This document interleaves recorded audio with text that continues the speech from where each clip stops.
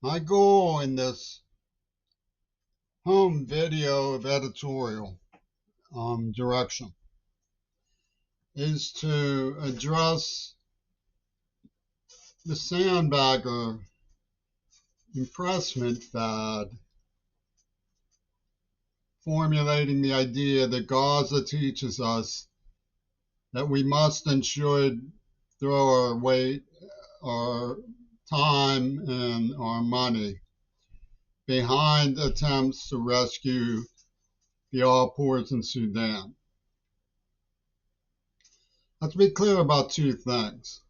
First, I would not ever send or stand by while my friends were sent into a Venus flytrap. And that distinguishes me from the sandbaggers who stood by, cheered, and organized Mount Desert Island in the 1980s. Sudan today, 2025, is really an issue tracing back to some cornerstone factions in the 1980s in Pittsburgh, Pennsylvania. Second, what happened in Sudan, although UWDialectical will sandwich the claim that East End cooperative ministries imperialism towards me, which is largely an issue of Nancy Moore's will. The settlers' attitude that the Seattle and Tacoma Green Party have towards me, you knocking out my gold teeth and prying them off my mouth, out of my mouth, and pushing me around and making claims that they say are justified ones.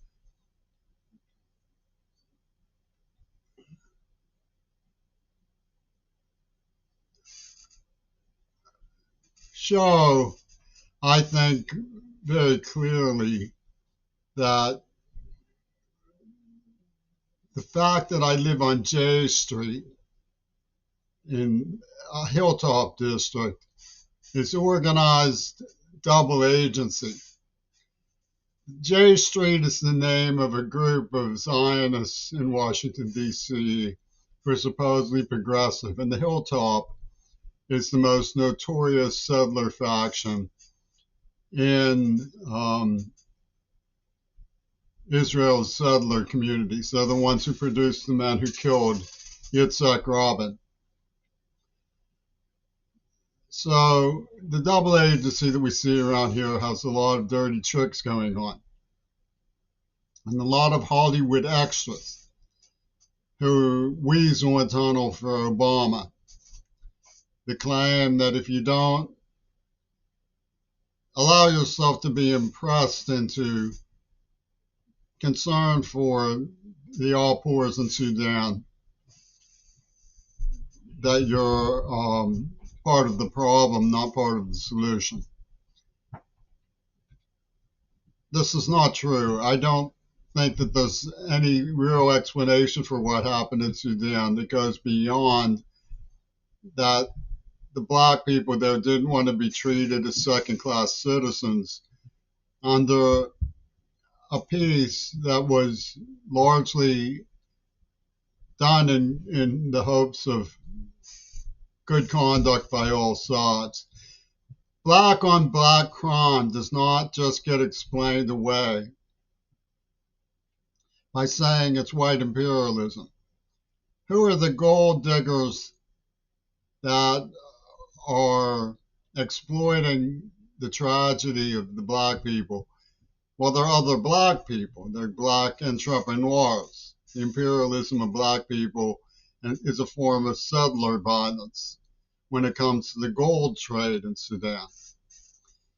The Arab on black crime, although there are women in hijabs on Sandbagger podcasts on YouTube and so on, who say that the UAE Arab violence towards black people in Sudan as part of Western imperialism.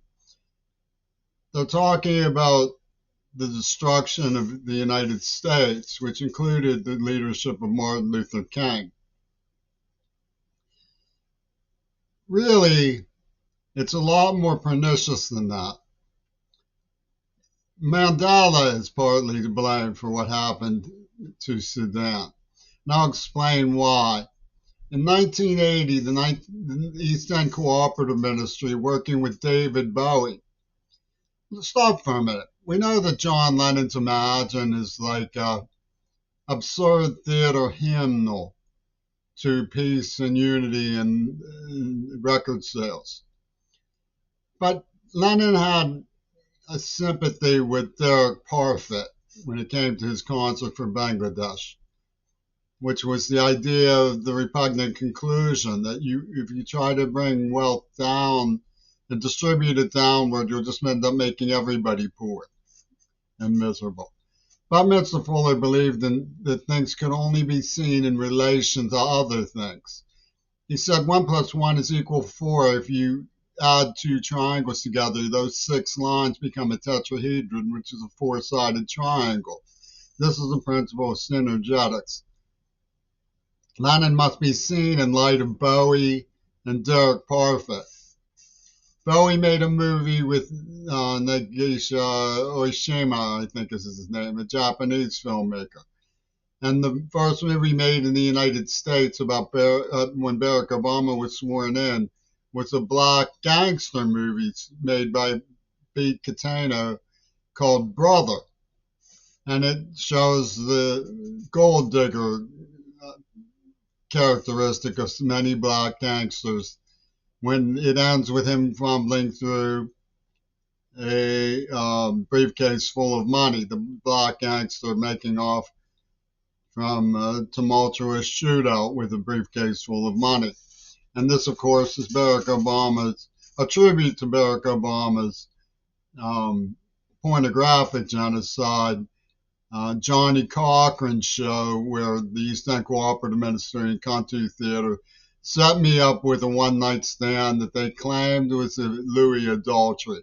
She deceived me. I wouldn't have gone into that relationship if I had known they were married. It would have been legally her human right under the law of international law to break her wedding vows with a lover. That's not my doing. That's international law. So it was an absurd theater, guerrilla theater gesture by the Trumpy-Toon Putinies behind the fundamentalist tripartite, which Foucault met with the Ayatollah. And then we had Iran-Contra selling weapons between Israel and Zionism. And now we have the Zionists in Capitol Hill pretending that the black Africans are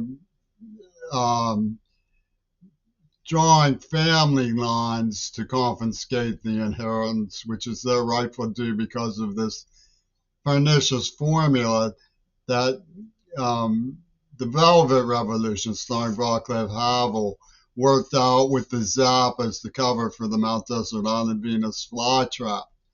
A Ku Kluckogram, starring Yoko Ono's favorite, Midori Goto, which you can see was part of the cinema operation by comparing the Telltale Clip 2, an Alias Little Boy of YouTube channel, with Diva, and the situation mirrored by Sawant's crowd in the Seattle Green Party. So the Ku Kluckogram system was basically sexual exchange of a symbolic nature.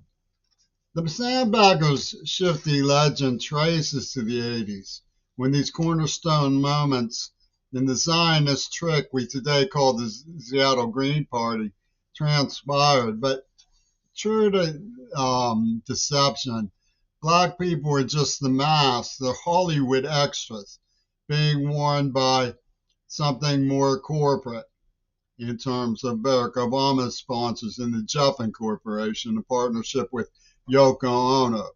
I realize that people want to get ahead in the rock world at Whammo and Motown, and have no problem currying favor to Yoko Ono by calling her an honorary the African ancestor.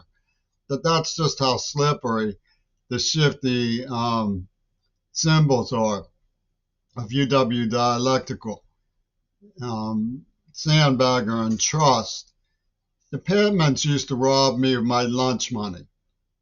That's why they were white gangsters who kidnapped and tortured me as a child. And the principle of shaking me down, which was finished by Walter Sandusky of the East End Cooperative Food Co-op in Wilkinsburg, Pennsylvania, when he stole my stamp collection, was begun by Saul Brecker, who stole my coin collection many years before that. So what the East End Cooperative Ministry is doing in shaking me down for my inheritance is just what the Pittmans started doing. And it was with intent to use me in a peep show as a child who had been subject to the imperialism of Hollywood piracy through the University of Pittsburgh, and the overcredited hooligans of the East End district, where anybody who says something poisonous about me is considered good people and given high class. And it's going to get loud from those quarters when they hear that I oppose the impressment into the Sudan fat. That doesn't mean I don't think the people should be concentrating on ending second-class citizenship universally. That's what went wrong in the Sudan. But most of the people being lured into that Venus flytrap are people who would only end up jeopardizing themselves and getting empowerment put into the crime gangs who are visiting homicidal and genocidal acts on one another because they don't understand what has happened or what they are doing. So the strategic situation is extremely disheartening. I don't think it's a good idea to misconstrue the way that Gaza is being used by the sandbaggers who put together the Two Virgins genocide of the 80s.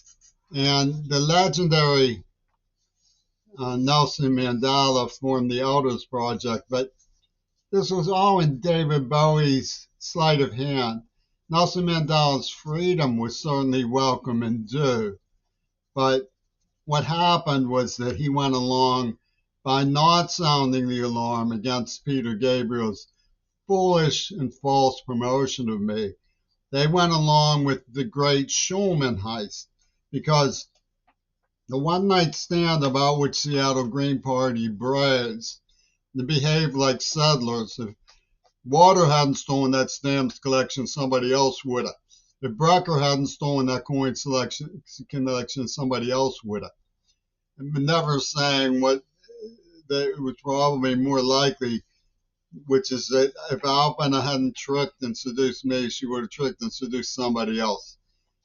I think the problem with this situation is that the Ku Kluxogram is very conspicuous, and the people behind it are Seattle Green Party, RSF, Rapid Support Forces of the sort, that are committing black-on-black homicidal acts in the Sudan. So the people who are actually behind the massacres in the Sudan are the ones saying, come on, baby, light our fire. Come on, Freedom Flotilla.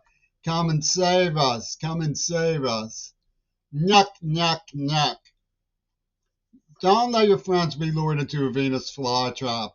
If there is something constructive you can do for anyone else in the world, be it in the Sudan or one of your next door neighbors, I strongly encourage you to be sensible, charitable, and as outspoken as you dare, but I think we should legalize quiet awareness too. Quiet awareness can help protect you from being targeted by forces that are malicious and very few of us truly understand. I certainly don't claim to have logistical understanding about the U.S. Army's cooperation with Hollywood under Donald Trump and Kamala Harris. But there's no question that the riffraff from Pittsburgh who set this up to make Pittman's lunch out of Nancy's will are practicing Zionist settlers violence, even though they're lower class black people. That's where they're taking their cues.